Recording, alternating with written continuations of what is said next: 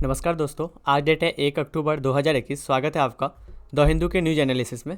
ये news analysis हम हिंदी में करते हैं। पीडीएफ भी सेशन का आपको हिंदी में मिल जाएगा, तो उसका आप देख सकते हैं। ये जो एनालिसिस है हम पूरी टोटली आपको एक डीप में बताते हैं कि किस तरह से, किस एक्सेप्ट से आपको न्यूज़पेपर पढ़ना चाहिए, ठीक है। और जो टू द पॉइंट होता है वहाँ पे हमें फोकस करना चाहिए, क्योंकि हमारे एग्ज़ाम के लिए एग्ज़ाम के पर्सपेक्टिव से पढ़ना ज़रूरी होता है। क्योंकि आप न्यूज़पेपर पढ़े और चले जाए, ये मतलब नहीं होता।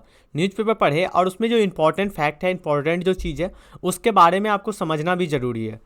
यदि आप संडे को जुड़े हमारे साथ सेशन में, यदि आपको किसी भी तरह का प्रॉब्लम आता है, किसी भी तरह का समस्या है यूपीएससी जर्नी के दौरान और कोई भी डाउट है, तो वो डाउट आप पूछ सकते हैं। रविवार को 6 बजे शाम को मैं लाइव सेशन लूँगा। यहाँ पे सारे डाउट आपको ख़त्म हो जाएगा। कल एक स्टूडेंट ने मैसेज किया था कि हम बिगनर हैं और बिगनर को किस तरह से तैयारी स्टार्ट करना चाहिए। इसके लिए मैं एक वीडियो लाइव सेशन के माध्यम से लेके आऊँगा, जिसमें आपको कहीं ना कहीं मैं सारा चीज़ें बताऊंगा कि बिगनर, यदि आप 2022, 2020 या 2023 के लिए आप तैयारी करते हैं, तो किस तरह से आपको रणनीति बनाना चाहिए। देखिए, रणनीति बहुत ही इंपॉर्टेंट होता है, तो वो सारी चीज़ें हम लेके आएंगे।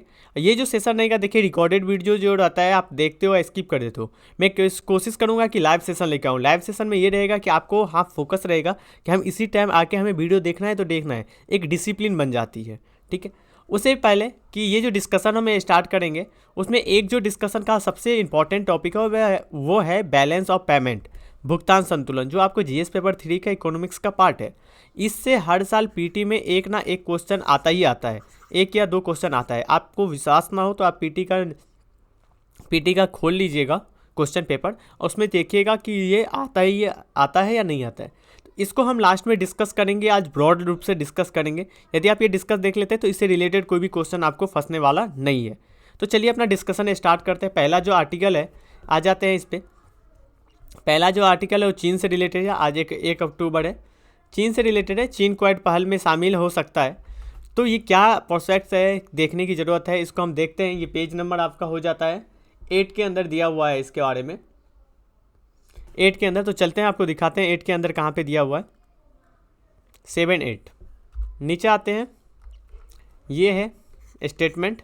ये स्टेटमेंट क्या था ना कि क्वाड का जो अभी थोड़ा सा बैठक हुआ था, उसी बैठक के दौरान सभी अपने अपने पक्ष रख रहे थे। तो उसी में ऑस्ट्रेलिया के जो प्रधानमंत्री थे, इन्होंने कहा कि यह एक व्यापारिक समूह है। कौन सा? क्वाड, जिसमें आप कोई भी शामिल हो सकता है। ऐसा देखिए, क्वाड, चाइना का क्या कहना है कि क्वाड का जो निर्माण हुआ है, वह निर्माण होने का कारण एक ही है कि वो चाइना को काउंटर करने के लिए निर्माण किया गया है। लेकिन ये जो प्रधानमंत्री है ऑस्ट्रेलिया का, इन्होंने अपना परफेक्ट जो दे रहे हैं, इसके अनुसार से मैंने इसका निर्माण चाइना को काउंटर करने के लिए नहीं दिया है, यह एक व्यापारिक नहीं है, ठीक है। ये चीज़ें ये इसके लिए नियंत्रण करने के लिए नहीं चीज़ें। तो इसमें यही चीज़ें बताया जा रहा है राइटर ऑस्ट्रेलिया के प्रधानमंत्री के द्वारा कि हमारा जो है कि समान विचारधारा वाले जो भी देश हैं वो हमारे साथ जुड़ सकते हैं, गठबंधन कर सकते हैं। और जो भी है, क्वाड से एक संगठन बनाया गया था। सेकेंड भी जो न्यूज़ है इसी से रिलेटेड है। तो ये सारी चीज़ें आया था कि भारत किस तरह से लौटेगा, भारत का क्या परफेक्ट होगा। इसमें इन्होंने भारत का भी परफेक्ट की बात की है। तो ये सारा चीज़ें इसमें इन्होंने बताया है। तो इसको आपको न्यूज़ को पढ़ लेना चाहिए। कोई डीप में उतना ज़्यादा चीज़ें निकल के नहीं आती हैं। ये एक परस्पेक्ट बनेगा कि क्या प्रधानमंत्री, जो ऑस्ट्रेलिया के जो प्रधानमंत्री है, वो चाइना के लिए जो क्वाड का जो आरोप लगाया जाता था, तो उन्होंने क्या कहा, इसके विचार इन्होंने व्यक्त किया है, ठीक है। चलते हैं नेक्स्ट आर्टिकल। उससे पहले कि थोड़ा सा हम नोट्स देख लें। देखिए, नोट्स में सबसे इंपॉर्टेंट है, हम क्वाड को देखते हैं। तो क्वाड को देखने के लिए मैप के जरिए देखिए। ये हमारा प्यारा भारत हो गया, यहाँ पे जापान है, ऑस्ट्रेलिया है और यूएसए है। ये 4 राज्यों का एक गठबंधन है जिसका नाम दिया गया है क्वाड। तो इसमें कौन कौन सा देश है? भारत, जापान, यूएसए और ऑस्ट्रेलिया, ये 4 देश इसमें शामिल है। इसका जो निर्माण किया गया था, ये चतुर्भुज सुरक्षा संवाद के द्वारा बताया गया था इसका निर्माण। इसमें 4 देश हमने बात ही कर लिया, ऑस्ट्रेलिया, भारत, अमेरिका और जापान। अब इनके जो है कि खुले मंच एक प्रदान करेंगे। कहाँ पे करेंगे? हिंद प्रशांत क्षेत्रों में करेंगे। ये जो भारत प्रशांत क्षेत्र है ना, हिंद प्रशांत क्षेत्र, इसमें ज़्यादा से ज़्यादा संभावना है। इसका जो पहली बार विचार आया था, वो विचार आया था 2007 में। जापान के जो पूर्व प्रधानमंत्री थे आबे, ये आबे के द्वारा इनको दिया गया था कि जिससे कि ये बैठक में आए। पहले तो इसमें भारत शामिल नहीं था, फिर बाद में जाके भारत भी शामिल हुआ। 2012 में हिंद प्रशांत क्षेत्रों से लेके हिंद महासागर और प्रशांत क्षेत्रों में समुद्री सुरक्षा को सुनिश्चित करने के लिए कि ऑस्ट्रेलिया, भारत, जापान, ये देश सामने आए, इनका निर्माण किया गया। तो इसमें क्या है, समुद्री सुरक्षा। क्योंकि देखिए ये यहाँ पे हम मैप पे ले चलते हैं, आपको मैप के माध्यम से दिखाते हैं। ये जो ट्रेड है ना, अभी दुनिया में सबसे ज़्यादा ट्रेड इस माध्यम से हो रहा है, ये क्षेत्र में, ठीक है, ये जो क्षेत्र है, तो ये क्षेत्र पे पूरी दुनिया का अभी नज़र बनाया हुआ है।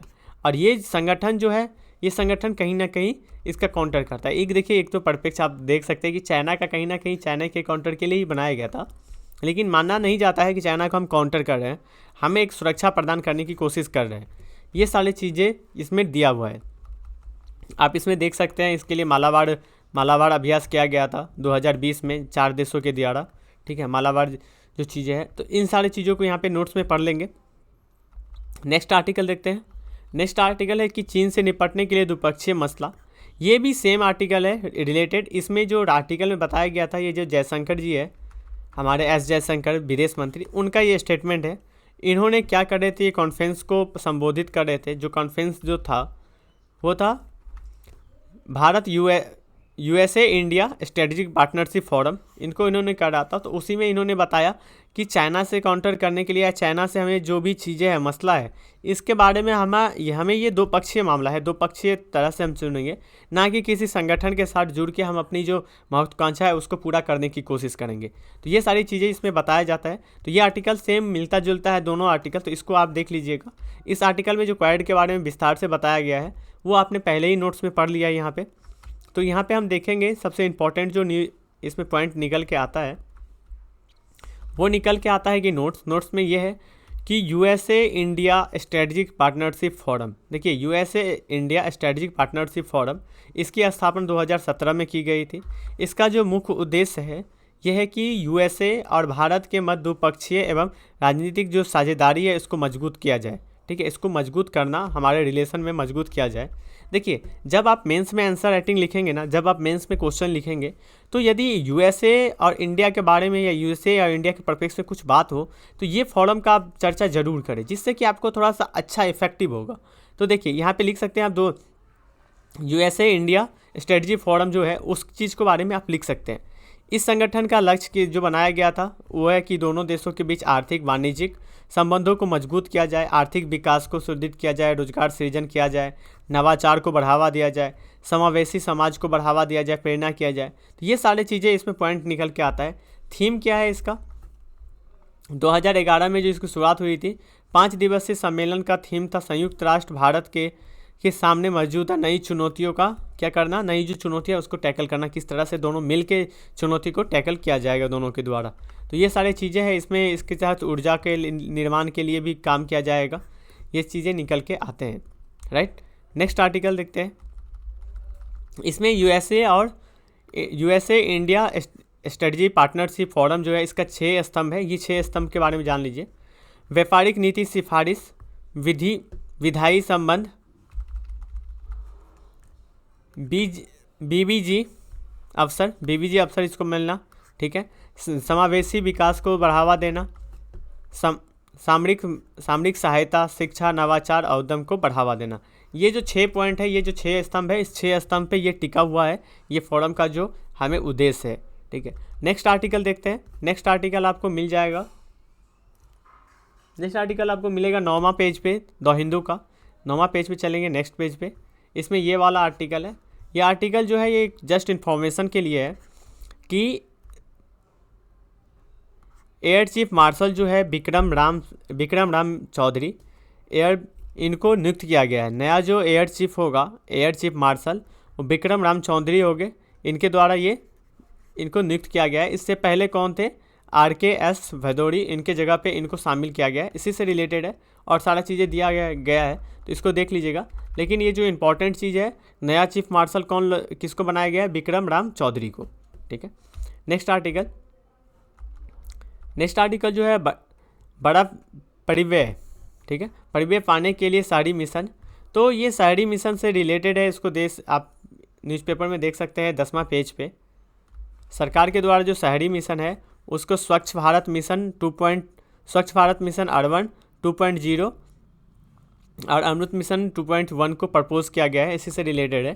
तो इससे संबंधित होता है कि प्रधानमंत्री शुक्रवार को इसको प्रपोज करेंगे, ठीक है, स्वच्छ भारत मिशन शहरी इसको, और अटल मिशन फोरम को इसमें लॉन्च किया जाएगा सरकार के द्वारा फिर से। इसकी जो देखिए ये तो पहले से चली आ रही है, लेकिन इसको नया वर्जन लेके आया जाएगा सरकार के द्वारा 2.1 करके 2.0 करके। तो यह एक नया वर्जन होगा, इसकी शुरुआत शुक्रवार को की जाएगी प्रधानमंत्री के द्वारा। तो ये किस मंत्रालय के द्वारा आता है? यस, आवास, ये जो दोनों है किस मंत्रालय के द्वारा आएगा? आवास और शहरी मंत्रालय के द्वारा इसमें आया जाएगा। ठीक है, तो इस चीज़ों के बारे में आप देखेंगे। नोट्स ऐसे मैंने नीचे में प्रोवाइड किया है। तो इसमें यही चीज़ें बात किया गया है किस तरह से शुरुआत किया गया था। देखिए, स्वच्छ भारत मिशन को 2014 में शुरुआत किया गया था। अमृत जो मिशन है उसको 15 में शुरुआत किया गया था। इनका यही लक्ष्य था, पहले जो लक्ष्य था वो स्वच्छता को लेके लक्ष्य था कि खुले में जो स्वच्छ होता है उसको मुक्त बनाया जाए। तो कहीं ना कहीं ये जो लक्ष्य है उसको पूरा करने में हमने करीब 90% इसको कवर कर लिया है।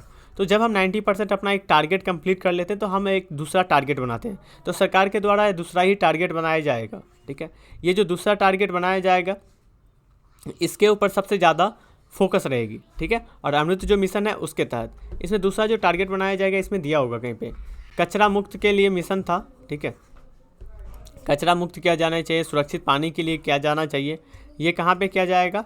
अर्बन इलाके में। ठीक है, और ग्रामीण इलाके में दूसरे चरण के लिए तालमेल को सुनिश्चित करने के लिए जल शक्ति मंत्रालय को भी इसमें इसके साथ जोड़ने की बात की जा रही है। ठीक है, अभी तक जो था आवासीय मंत्रालय था, अब इसको शहरी मंत्रालय के द्वारा भी जोड़ा जा सकता है। अब देखते हैं स्वच्छ भारत मिशन नोट्स के अंदर।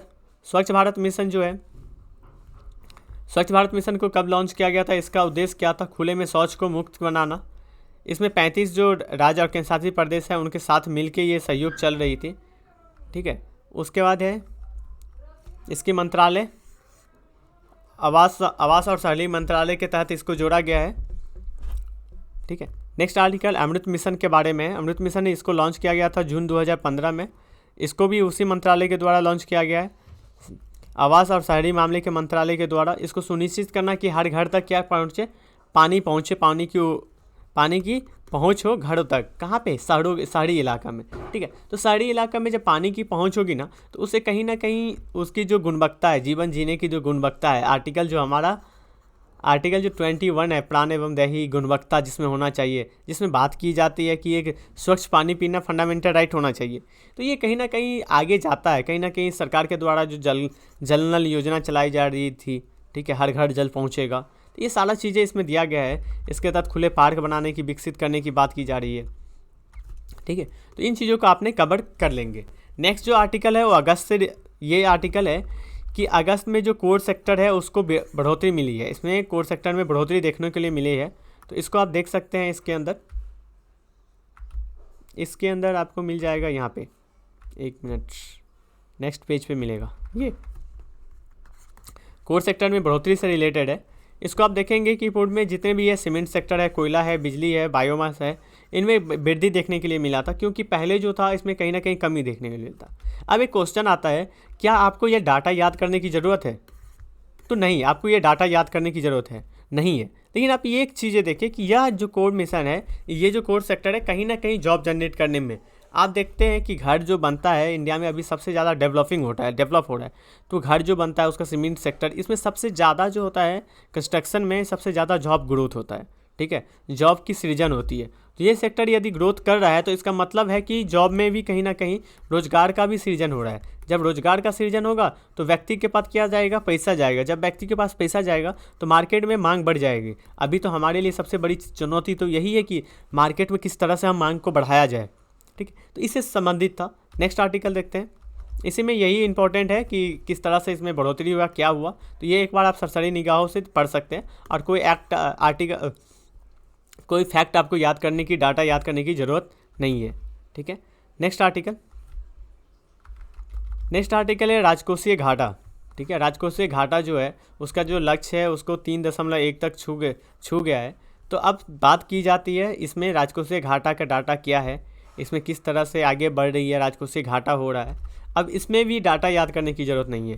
राजकोषीय घाटा क्या है, आपको ये नहीं पूछा जाएगा कि अगस्त में राजकोषीय घाटा क्या है, लेकिन आपको इसमें सिंपल सा पूछ दिया जाएगा कि राजकोषीय घाटा होता क्या है। ठीक है, तो आप सिंपल वर्ड में समझिएगा, घाटा, राजकोषीय घाटा क्या होगा। अब क्या होता है कि आय जो है आपका, इनकम, उससे ज़्यादा यदि आप व्यय कर देते हैं, खर्चा करते हैं, तो ये आपका घाटा कहलाता है। आपने 100 रुपया कमाया और 120 रुपया आपने खर्च कर दिया, तो आप 20 रुपया किस में जा रहे हैं, घाटे में जा रहे हैं। तो राजकोष में जो 1 सालों में 1 वर्ष के दौरान जो निधि जो है, समेकित निधि, इसमें जो कुल जो प्राप्त होता है पैसा आमदनी, उससे ज़्यादा क्या हो जाता है, उसमें खर्चे हो जाते हैं। ठीक है, तो इसी को बोला जाता है राजकोषीय घाटा। सरल शब्दों में समझिए, सरकार के खर्च की तुलना में आय की कमी दर्शाता है। जितना वो खर्च करते हैं, 120 रुपया उन्होंने खर्च किया, आय उनका 100 रुपया हो रहा है, तो यही होता है राजकोषीय घाटा। इसकी गणना किस तरह से होता है, इसकी गणना के लिए घरेलू पद्धति अपनाई जाती है। ये पद्धति देखते हैं हम किस पद्धति के द्वारा होता है। देखिए, राजकोषीय घाटा, सरकार की कुल व्यय माइनस सरकार की कुल आय। तो व्यय में से आय को माइनस करेंगे, प्लस ऋण वसूली और अन्य प्राप्ति, इसको करके हम क्या करते हैं, राजकोषीय घाटा निकालते हैं। राजकोषीय घाटे के घटक क्या होते हैं, इसमें देखिए, जैसे पेंशन देना, वेतन देना, व्यय को मतलब व्यय को भुगतान करना, बुनियादी जो ढांचे होते हैं उसको विकास करना, डेवलप करना, प्रतिबंध करना। तो ये सारी चीज़ें क्या होता है, इसका घटक होता है व्यय का, मतलब खर्च कहाँ पे होता है, ये सारे चीज़ों पे खर्च किया जाता है, इन पॉइंटों पे खर्च किया जाता है। अब आय कहाँ से होता है सरकार का, आय जो सरकार का होता है आपको सिंपल सा पता होगा कि कर से होता है। कर लगाने के बाद कौन कौन सा कर लगाया जाता है, निगम कर, आय कर, सीमा शुल्क, ठीक है, उत्पादन शुल्क, जीएसटी, अन्य जो जितने भी कर हैं इसको लगाया जाता है। उसके बाद है गैर सरकारी कर के बारे में बात की जाती है। गैर सरकारी योग कर के बारे में जो गैर कर योग जो होता है, आय जो होता है, उसमें अनुदान होता है, ब्याज प्राप्ति होता है। मान लीजिए कि हमने किसी देश को ब्याज पे पैसा दिया, वहाँ से जो हमें इंटरेस्ट मिलेगा, ये हमारा इनकम होता है। ठीक है, इसके लिए होता है। ठीक है, तो ये सारी चीज़ें इसमें शामिल किया गया है। चलिए देखते हैं आप नेक्स्ट आर्टिकल। नेक्स्ट आर्टिकल से पहले थोड़ा सा मैं कैग के बारे में देख लूँ। CAG, नियंत्रण महालेखा परीक्षण के बारे में। यह एक वित्त मंत्रालय के व्यय विभाग के अंतर्गत आते हैं। ठीक है, भारत सरकार का प्रावधान इनके का क्या काम होता है कि लेखा जोखा करना, अकाउंट को लेखा जोखा करना, मतलब आप ऑडिट करिए चीज़ों को कि किस तरह से हो रहा है। मान लीजिए कि कोई खर्च है तो किस तरह से खर्च किया जा रहा है, इन चीज़ों को आपको लेखा जोखा करने की ज़रूरत है। ठीक है, तो कैग के द्वारा जो कार्य किया जाता है, सरकार का जो व्यय होता है, व्यय और खर्च को लेखा जोखा करके वार्षिक रूप से और सरकार को प्रदान करती है। नेक्स्ट आर्टिकल आता है चालू खाता अधिशेष क्वार्टर फर्स्ट में 6.5 मिलियन डॉलर तक लुढ़क गया है। लुढ़क गया मतलब कम हो गया है।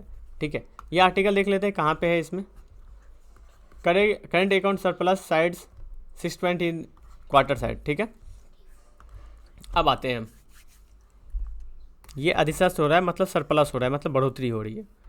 इसमें भुगतान संतुलन की बात की जा रही है। इसमें भी वही चीज़ निकल के आता है कि आपको डाटा दिया हुआ है कि किस तरह से पहले क्या था, अब क्या है, जून में क्या था, इस हफ्ते में क्या है। क्या इसको अपडेट करने की ज़रूरत है? जी नहीं, आपको इसको अपडेट करने की ज़रूरत नहीं है, लेकिन आपको टर्म समझने की ज़रूरत है कि भुगतान संतुलन होता क्या है। ठीक है, चलिए अब हम सिंपल वर्ड में आपको बताए थे कि हम आपको समझाएंगे आज भुगतान संतुलन के बारे में। अब देखिए यहाँ पे आ जाइए, भुगतान संतुलन का पहले परिभाषा जान लीजिए। भुगतान संतुलन होता क्या है?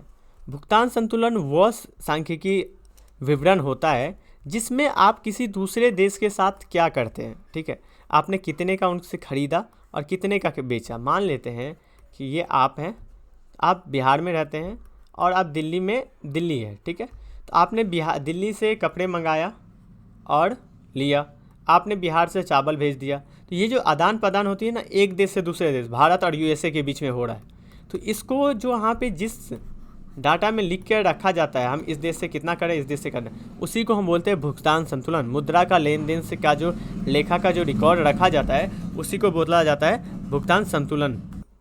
इसी टर्म को हम भुगतान संतुलन कहते हैं। अब देखिए सिंपल से समझिएगा, ये चीज़ें छोड़िए, ये PDF में क्या दिया है। यहाँ पे हम देखते हैं भुगतान संतुलन।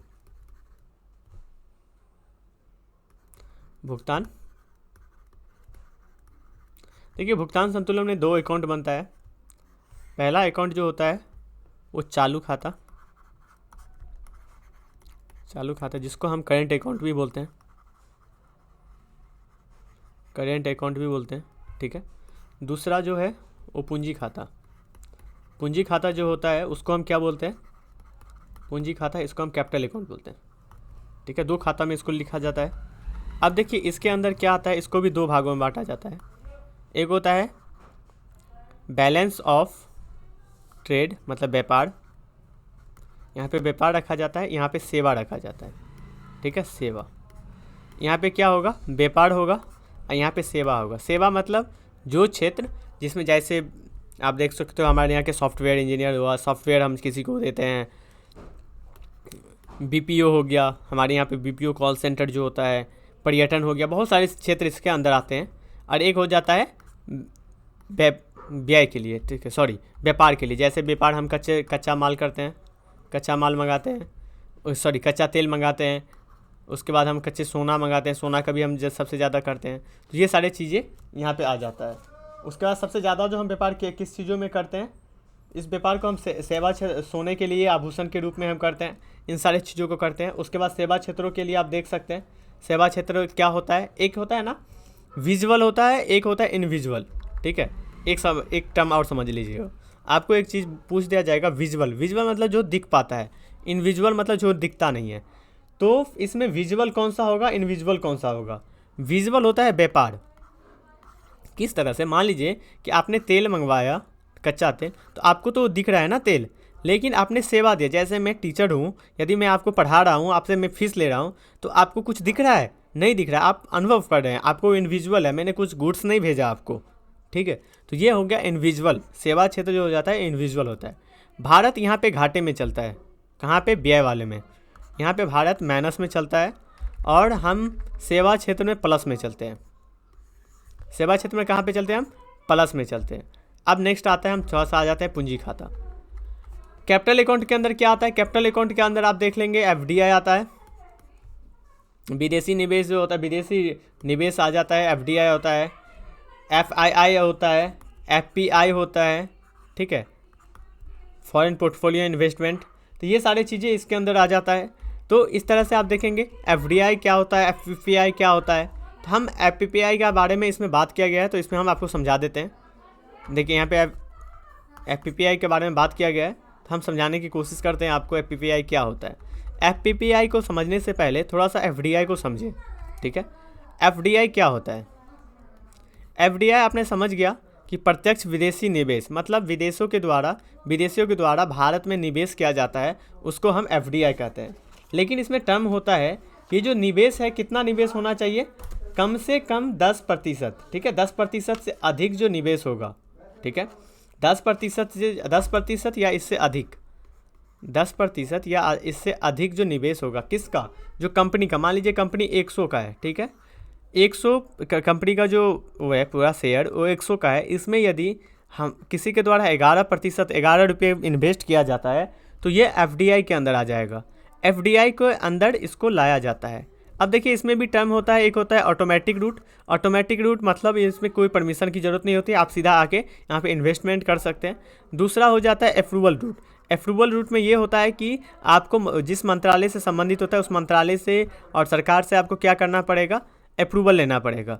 ये एफडीआई में ऑटोमेटिक रूट में आने के बाद आपको आरबीआई 30 दिन के अंदर आरबीआई को लेखा जोखा देना पड़ता है। तो ये टर्म हो गया आपका। देखिए इकोनॉमिक्स आप लोग को मुझे पता है कि थोड़ा सा वीक है, थोड़ा सा समझने में दिक्कत आता होगा, लेकिन आप टर्म को समझिए किस तरह के। ऐसे हम बहुत सारे सेशन लाने वाले हैं, बहुत सारी चीज़ें करने वाले हैं, बस आप लोग की सपोर्ट की ज़रूरत है और अपने दोस्तों के साथ शेयर करिए। जिस तरह से हम देखेंगे कि बेनिफिट हो रहा है और इम्प्रूव हो रहा है, तो हम बहुत सारे चीज़ें इनिशिएटिव लेके आएंगे जो आपके एग्ज़ाम के लिए डायरेक्टली रूप से फोकस हो। अब मेरा यहाँ पे यही फोकस होता है कि कम पढ़े, लेकिन जो एग्ज़ाम में आता है वही पढ़े, ठीक है। ज़्यादा यहाँ पे पढ़ने की ज़रूरत नहीं है, जो एग्ज़ाम में आता है उसी को पढ़े, जिससे कि आपको एग्ज़ाम निकालना है, ना कि यहाँ पे विद्वान बनना है। ये विद्वान का गेम नहीं है, यहाँ पे विद्वान नहीं बनना है। यहाँ पे आपको एग्ज़ाम की जो डिमांड है उसको पूरा करके निकल जाना है। देखिए तो आपने समझ लिया एफडीआई। एफडीआई क्या होता है, कम से कम 10% या 10% से अधिक। यदि 10% से अधिक जिसमें इन्वेस्ट करे उसको एफडीआई बोलेंगे। उसके बाद नेक्स्ट टर्म आ जाता है एफआईआई।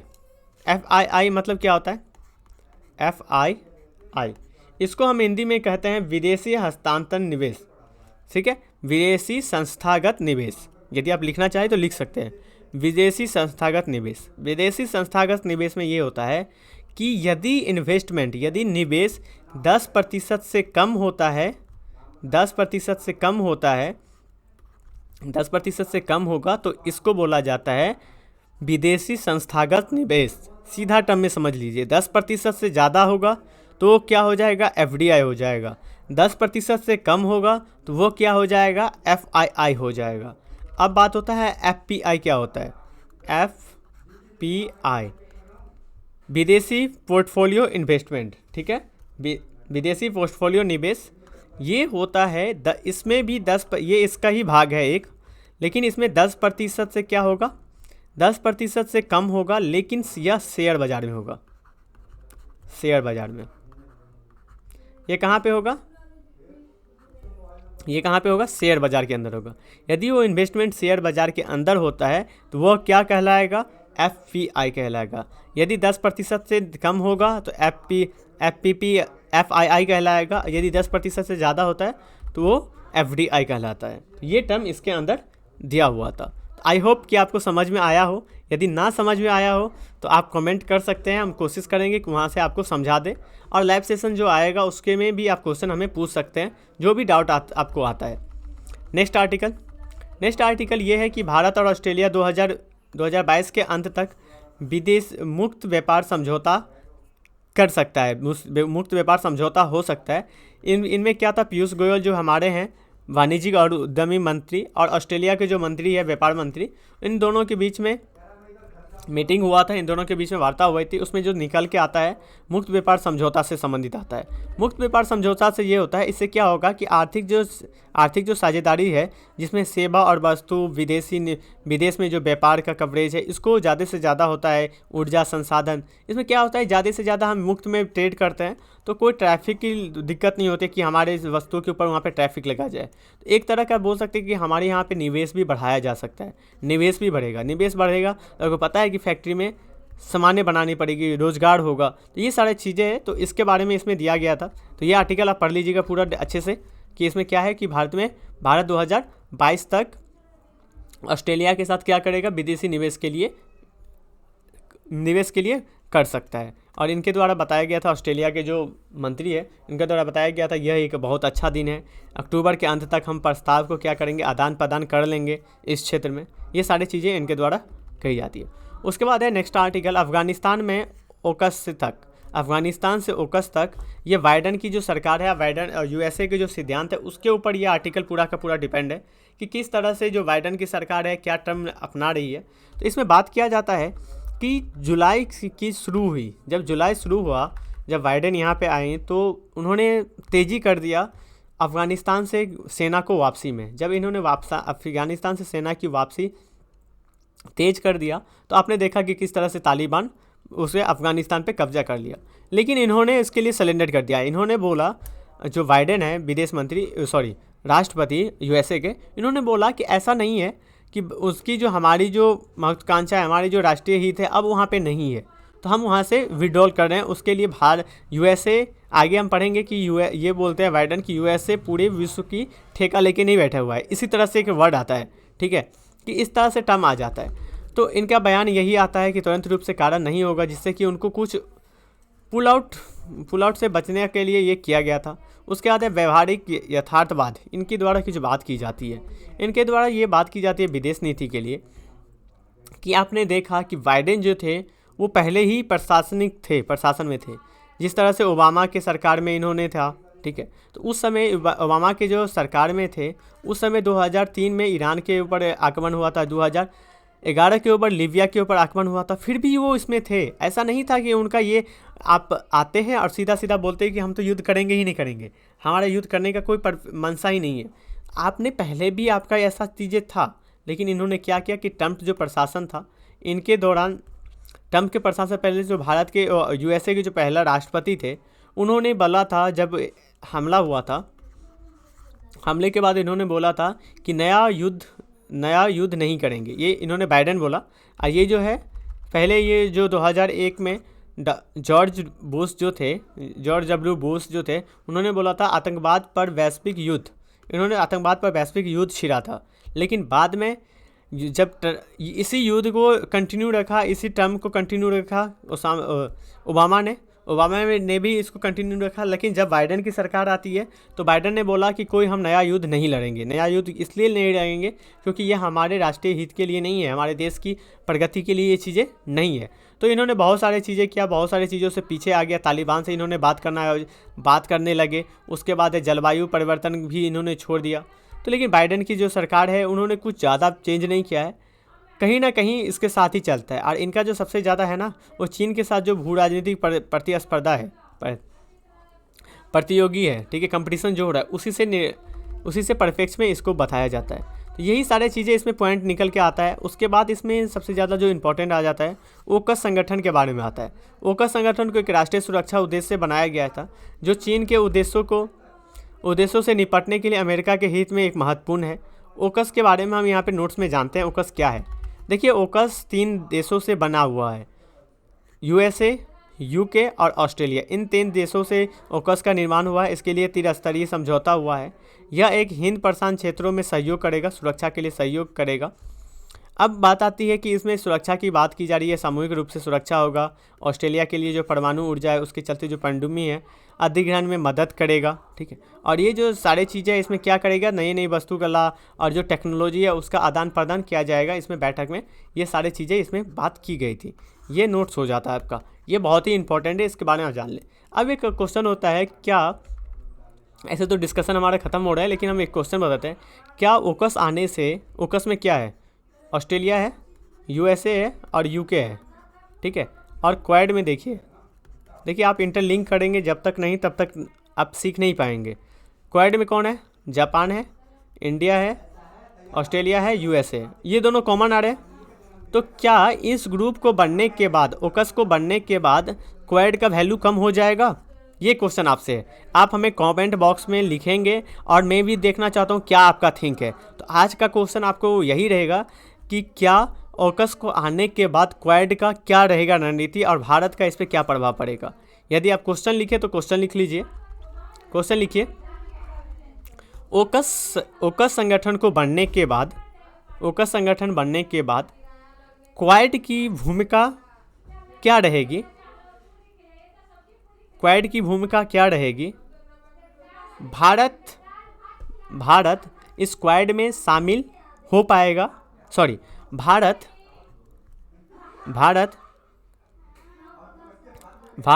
क्वाड ग्रुप में क्या चुनौतियां रहेगी उनके लिए, भारत के लिए क्या चुनौतियां रहेगी, ठीक है। क्वाड ग्रुप में भारत के लिए चुनौतियां क्या रहेगी, बैलेंस बनाने से संबंधित। जिसने क्वेश्चन लिखा हो, क्वेश्चन आपने लिख लिया हो, तो उसको आप क्या करिएगा, कमेंट बॉक्स में लिख दीजिएगा, या फिर आप मुझे भेज दीजिएगा, मैं उसको टेलीग्राम पे पोस्ट कर दूंगा वहाँ से, या फिर क्वेश्चन आप एक बार टेलीग्राम पे देख लीजिएगा, मैं वहाँ पे पोस्ट कर दूंगा। तो आप कोई मुझे मैसेज कर दीजिएगा। मेरा जो नंबर है, सभी बोल लेते हैं कि सर आपका नंबर क्या है। मेरा नंबर है 7059779271। कोई भी आपको UPSC से रिलेटेड डाउट होता है, कोई भी चीज़ें प्रॉब्लम होती है, आप इस नंबर पे मुझे कॉल करके 24/7 आपको हेल्प यहाँ पे मिलेगा, ठीक है। आप हमसे बात कर सकते हैं, और नहीं तो मैसेज करिए तो उतना ही बेटर आपके लिए रहेगा। तो आज के डिस्कशन में इतना ही। उससे पहले कि हमारा जो यूट्यूब चैनल है उसको आप सब्सक्राइब करें, अपने दोस्तों के साथ शेयर करें, और हमारा जो टेलीग्राम चैनल है उसको भी ज्वाइन कर लें। तो आज के लिए इतना ही, धन्यवाद।